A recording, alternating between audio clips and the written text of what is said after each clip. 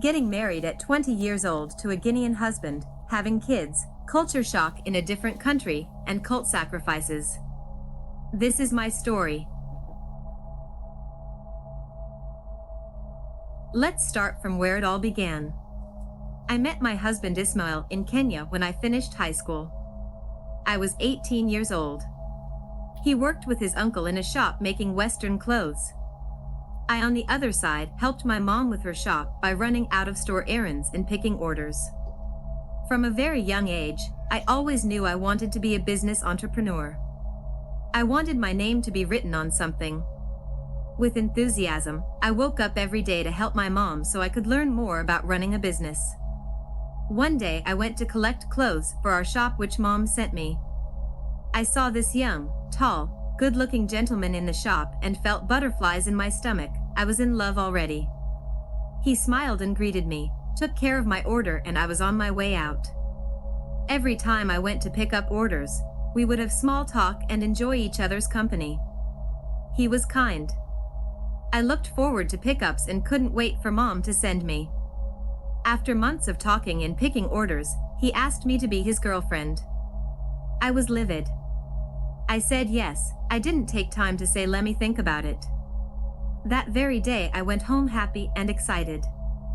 He was my first boyfriend and I was in love. That same day the gentleman went to my mom's shop to ask her if he could date me.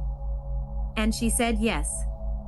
Before all this, I had never thought of having kids or getting married. I never wanted a family of my own, but with this man, he was everything I wanted. As I worked with my mom, I also got a job as an attendant in the supermarket.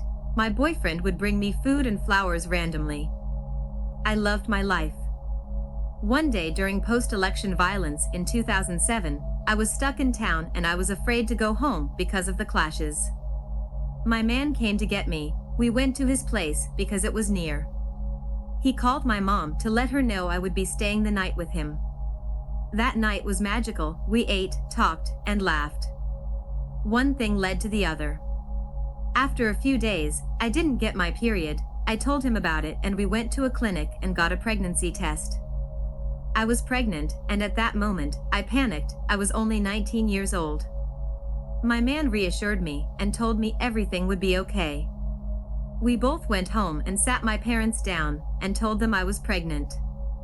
My dad didn't take the news well, but Mom calmed him down. We decided to get married traditionally. According to his culture in Guinea, a coronote, which looks like a seed, is used to officiate two people. My dad was still not okay with the ceremony. He asked him about his family. He informed my dad that they were not in the country and were unable to fly in. So he came with a friend from his country. My parents took a bite from the seed to signify that they accepted our union. And I got married at 20 years old. Because of the post-election violence, his uncle closed the shop because it wasn't making money anymore. He became jobless. I was the only one providing for us. Months went by. I started getting tired because of the pregnancy. I couldn't go to work anymore. My husband started going out to hustle. At this point, he didn't know how to speak English or Kiswahili properly. I had to teach him so that he could have easy interaction with people. We were broke. We started selling our household items so that we could buy food. The landlord was at our door daily, and at some point, he locked our house. During these difficult times, my mom came through for us. She paid our rent without calling me out or complaining. Life became so difficult and we sold our bed. Life was lifing for us. I was heavily pregnant. I went up to 11 months, and people didn't believe me because my stomach didn't show. When the time came for the baby to be delivered, we didn't have money to go to the hospital. We had 20 shillings only and it was pouring rain outside. Being in pain, my husband and I decided to walk to the nearest hospital. The nurse checked on me after trying to tell her I was pregnant and in pain. She said, "You're going to deliver any minute now." 10 minutes later, I was holding my adorable baby boy, and the pain disappeared. We were happy for a moment. Then came the time to pay the hospital bills. It was 4K only, but we couldn't afford it. Again, I called my mom to bail us out and she came. Thank you, Mom. We went home with our baby and a few things Mom bought us. After 3 years of suffering, crying, and praying, my husband's hustle started to pick up. He got several contracts and paid him well.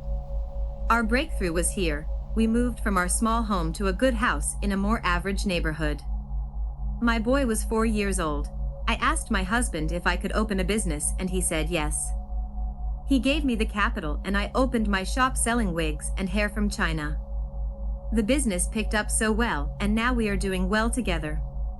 Up to this moment, I had never once asked my husband about his family. So I decided to ask why he doesn't speak about any of his siblings or even his parents. He told me something along the lines of let my family be the way they are. I didn't push for explanations, he loved and cared about us. We started having a conversation about buying a house for us so that we have something of our own. We couldn't get any properties because he was a foreigner and his visa was about to expire. So he decided to go back to Guinea to get all the papers and renew his visa. Before he had to leave, I asked to go with him. I insisted that I wanted to meet his family. After a long period of convincing, he agreed and together we traveled to Guinea. We booked a hotel where we stayed. Every morning he would leave to go take care of his papers and meet friends. I kept on asking when I would meet his family and he kept saying tomorrow. He finally took me to meet his family and at first glance, I was shocked. They had a rough life, they were poor. I didn't say anything. I wondered why he didn't help then while we were doing so well in Kenya. We came back to Kenya, and when we landed at the airport they couldn't allow him in because his visa was overstayed the last time he was in the country. He went to Tanzania as I stayed in Kenya to pick up our baby and went to live in Tanzania. We stayed there for 2 years before coming back to Kenya. We embarked on our journey of owning a house in Kenya, so we started looking. It got difficult again because of the papers. We decided to build in his home in Guinea. He asked his father if he could build on his land and the dad said yes because he's his firstborn son. We sent money to the uncles in Guinea to buy materials and hire people to build the house. Everything was going on smoothly. I spoke with his family. We brought his 2 sisters to Kenya, educated them to graduation, and later on brought in the mom. After a while, I could tell the mom was not happy with living here, but I didn't put much thought into it. They all went back to Guinea. We stayed and continued living our lives. My husband didn't speak with them for 2 years after they left. It's at this point that I started seeing something fishy with his family. His visa was about to expire again, and this time we decided to move to Guinea because we have a home built there. We had 3 kids, 2 sons, and a daughter. We sold everything we had in Kenya and moved to Guinea. We were well received by his family and relatives. When I saw the house we sent money to be built, it was different from what I described or wanted the same as the money we used to send. The money we sent didn't end up at the right place. I said to myself, we have money, we can complete it in no time. We finished building the house and moved in. Another culture shock I experienced was that people lived in the same house with family and relatives. So we lived with his family. Life went on as usual, everyone was happy. We started a transportation business and it did so well. He even thought of becoming a politician and I supported him. My mother-in-law asked my husband to have another kid born in Guinea, and because he wanted to make her happy, I got pregnant. He was so happy, everyone was. Mother-in-law was excited to name the child. One morning my husband woke up and asked to take me to the clinic. I was hesitant, but I budged. We took the car and left. As he alighted from the car at the hospital, he fell and broke his leg. He screamed for help and I had never seen my hubby in so much pain. We got help and he was now bedridden. I took care of him. Time went by, mother-in-law started becoming mean to me. Nobody could offer to take me to the clinic and I didn't speak French or their language. I was used to my sweet husband taking me everywhere and speaking for me. Things started to get weird. My hubby suddenly doesn't want to be left with his mom. He begged me not to be left with her. Now that hubby was not working, money wasn't coming in that much and everyone's attitude changed. Mother-in-law changed her mind about naming my unborn child. She invited people from the village to come to the naming ceremony and told them not to bring gifts because she wasn't going to name my child. Instead, she will ask us to kneel down and ask her for forgiveness. A war started between mother-in-law and her son. After a minute of quarreling and shouting, she snapped and said, "I am the reason why you broke your leg. Who do you think did that?" I turned around. To say I was shocked was an understatement. Who hurts their child? Hubby called his uncle who was in the room with us to just confirm if he heard her mom right. The uncle confirmed and said not to take her words seriously because she was just mad. I didn't sleep that night. I kept thinking of what she was capable of. Nobody ended up bringing a gift for my child or even wanted to hold her. Remember hubby wanted to join politics?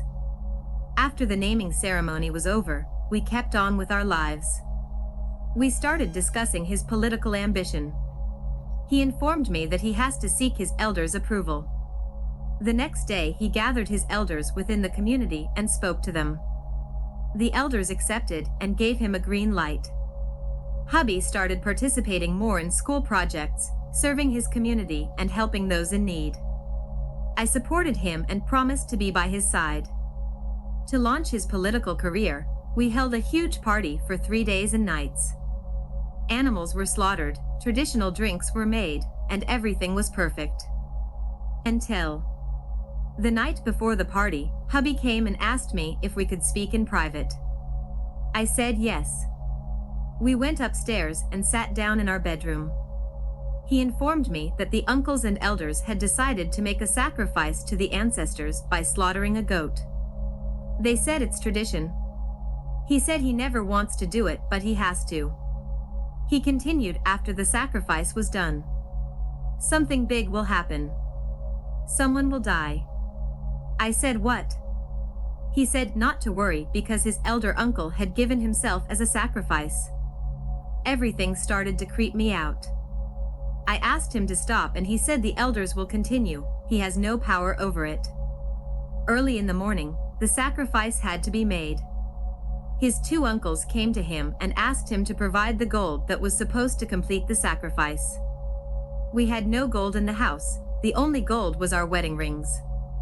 They whispered something in my hubby's ears and left. We sat there for a while thinking of what to do.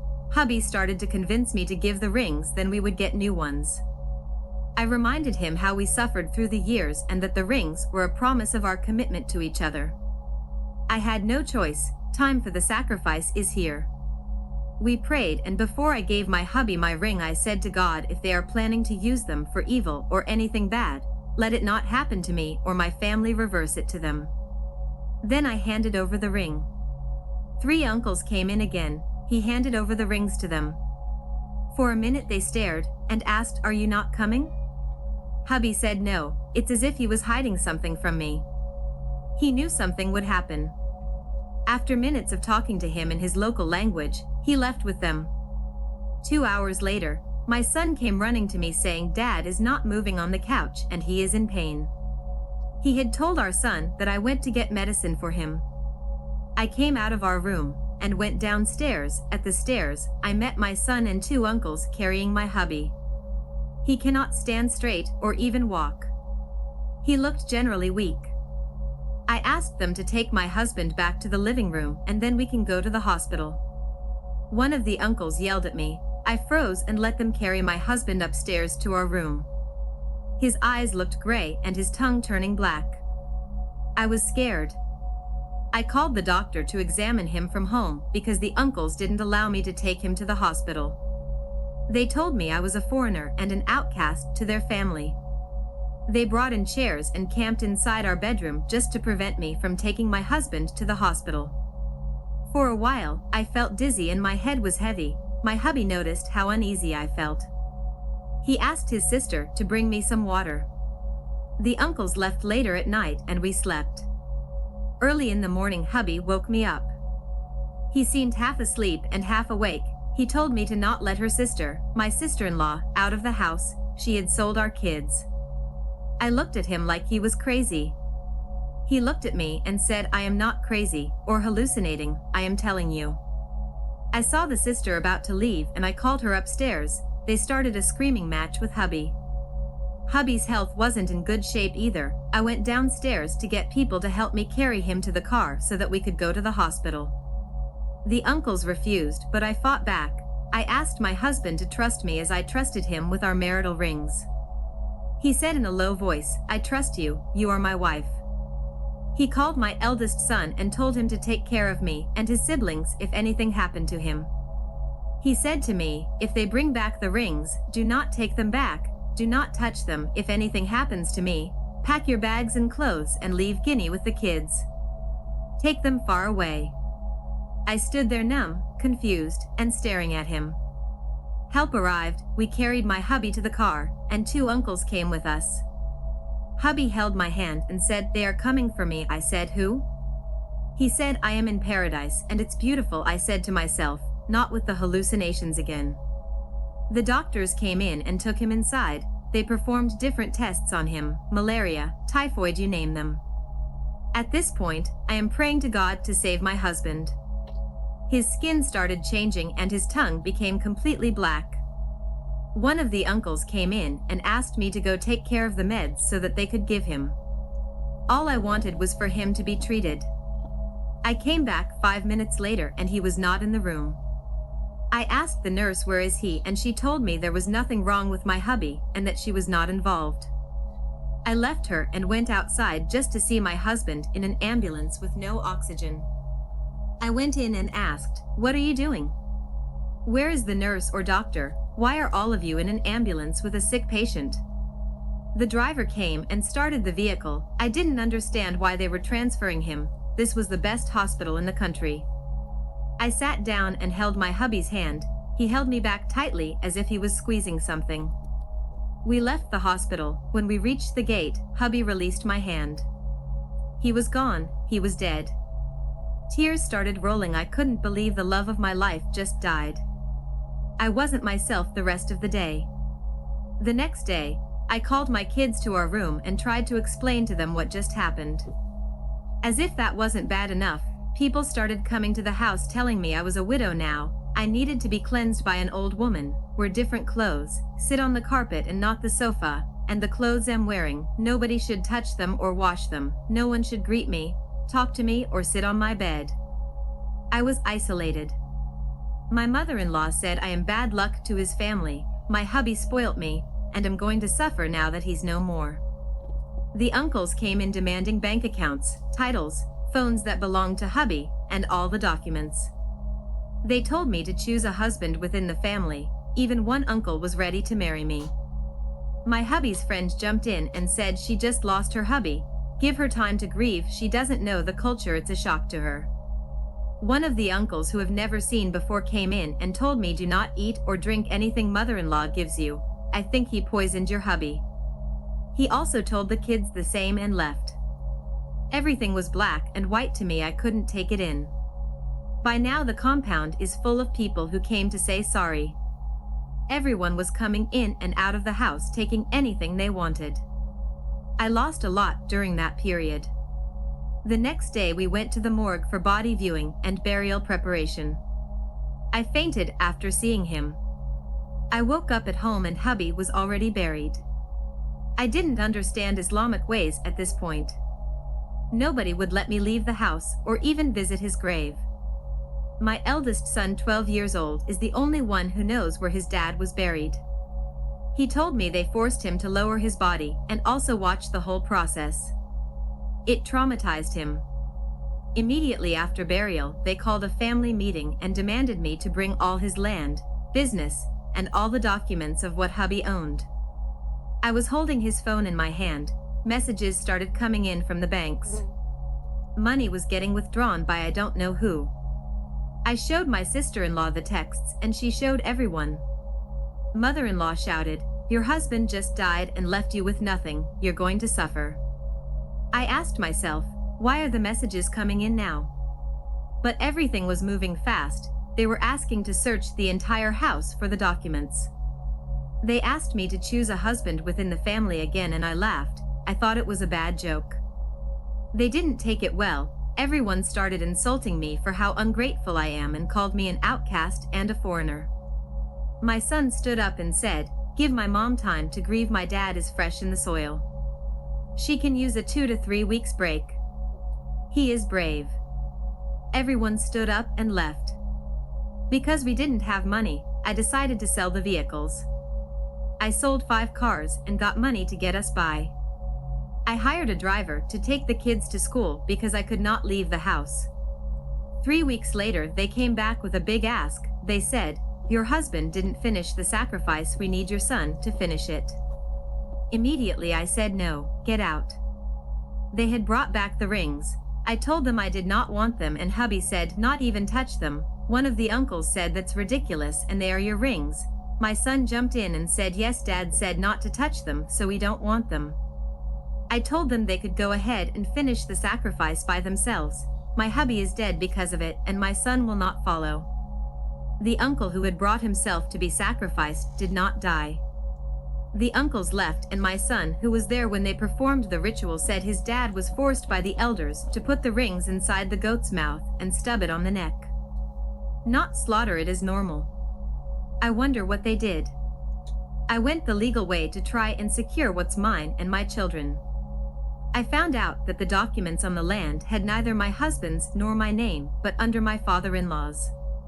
So I had to give it back. I became homeless in my own home. They divided the remaining cars amongst themselves and left me with 6. I sold them to provide for my children. The days I lived in that house were like walking on eggshells. I refused to leave, and I used my money to build that house. My hubby's brother came forward and said, "If you don't leave, someone will die here." I was terrified for days. I couldn't sleep. I had no money to go back home to Kenya. I went to the embassy to seek help, but they told me to go back home. I will not win a case against that family. One day I had a dream. My husband was there asking me why I'm still living in this house. He told me to pack my bags and leave as soon as possible. "I will always be with you wherever you go." His words comforted me. I woke up and sold everything in the house, scrapping all the money I could get to buy tickets for me and the kids. I got the flight tickets, and we flew to Kenya. I felt a huge relief when we landed. It's like a huge weight has been lifted off my shoulders. I also felt sad because I had left with my husband and returned home without him. I settled in with my parents and converted back to Christianity, both me and my kids. Back for a fresh start.